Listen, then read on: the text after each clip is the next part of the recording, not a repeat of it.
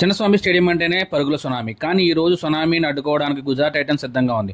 IPL 2026లో ఇప్పటి వరకు 3-3తో head to head record సమానంగా ఉంది. మరి ఈ రోజు ఆ రికార్డ్ ని బ్రేక్ చేసి విజయం సాధించేది ఎవరు? కోహ్లీసేనా లేక గిల్ గ్యాంగా?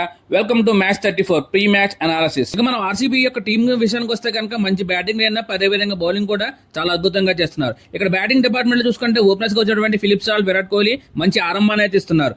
ఆ తర్వాత స్థానంలో వచ్చేటటువంటి రజత్ పటిదార్, టిమ్ డేవిడ్, అలాగే జితేష్ శర్మ వీళ్ళందరూ కూడా చాలా అద్భుతంగా ఆడుతున్నారు. సో ఇక్కడ మన చిన్నస్వామి స్టేడియంలో చూసుకుంటే పరుగుల సునామీ అని మనకి ముందుగానే తెలుసు. అదేవిధంగా ఇక్కడ బౌలింగ్ డిపార్ట్మెంట్కి వస్తే భువనేశ్వర్ కుమార్, జోష్ హేజల్వుడ్, కృణాల్ పాండ్యా, శ్రేయస్ శర్మ వీళ్ళందరూ కూడా చాలా అద్భుతంగా బౌలింగ్ చేస్తున్నారు. పవర్ ప్లేలో అదేవిధంగా మిడిల్ ఓవర్స్, డెత్ ఓవర్స్ లో కూడా చాలా అద్భుతంగా బౌలింగ్ చేసి అవతల టీం ని కట్టడి చేయడానికి వాళ్ళ యొక్క సహాయాన్ని వాళ్ళు అందిస్తున్నారు. ఇక్కడ మనం జీటీ యొక్క బ్యాటింగ్ డిపార్ట్మెంట్ చూసుకుంటే సాయి సుదర్శన్, శుభం గిల్, జాస్ బట్లర్, వాషింగ్టన్ సుందర్ వీళ్ళ మాత్రమే చాలా అద్భుతంగా ఆడుతున్నారు. ఇంకా మిడిల్ లో వచ్చేటటువంటి గ్లెన్ ఫిలిప్స్ గానీ అదేవిధంగా రాహుల్ తెవాతియా గానీ షారుఖ్ ఖాన్ గానీ ఆశించిన విధంగా ఆడటం లేదు. సో వీళ్ళ ప్లేస్ లో రిప్లేస్మెంట్ కింద ఇద్దరు ప్లేయర్స్ ని తీసుకోవచ్చు.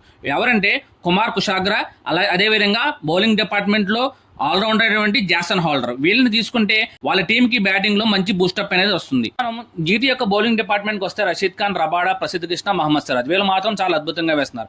వీళ్ళతో పాటు నేను ఇందాక చెప్పినటువంటి జాసన్ హోల్డర్ తీసుకుంటే ఇంకా వాళ్ళకి యాడెడ్ గా బౌలింగ్ ఆప్షన్ వస్తుంది. చిన్నస్వామి స్టేడియం అంటేనే బ్యాటర్లకి చాలా స్వర్గం లాంటిది. ఎందుకంటే అక్కడ ఫ్లాట్ పిచ్ ఉంటుంది, ఆ గ్రౌండ్ కూడా చాలా చిన్నగా ఉంటుంది. సో ఇప్పుడు ఇక్కడ ఆర్సీబీ టీం తీసుకుంటే వాళ్ళందరూ కూడా 7 to 8 బ్యాట్స్మెన్స్ ఉన్నారు. అందరూ కూడా హార్డ్ హిట్టర్స్ ఉన్నారు. సో వాళ్ళని కట్టడి చేయాలంటే జీటీ బౌలింగ్ అనేది గట్టిగా వేయాలి. ప్రొడక్షన్ టైం నా ప్రొడక్షన్ అయితే కనుక కంపల్సరీగా ఆర్సీబీ ఎక్కుంది. ఎందుకంటే కనుక వాళ్ళ బ్యాటింగ్ లైనా బాగుంది, బౌలింగ్ బాగుంది, అంతా బాగుంది.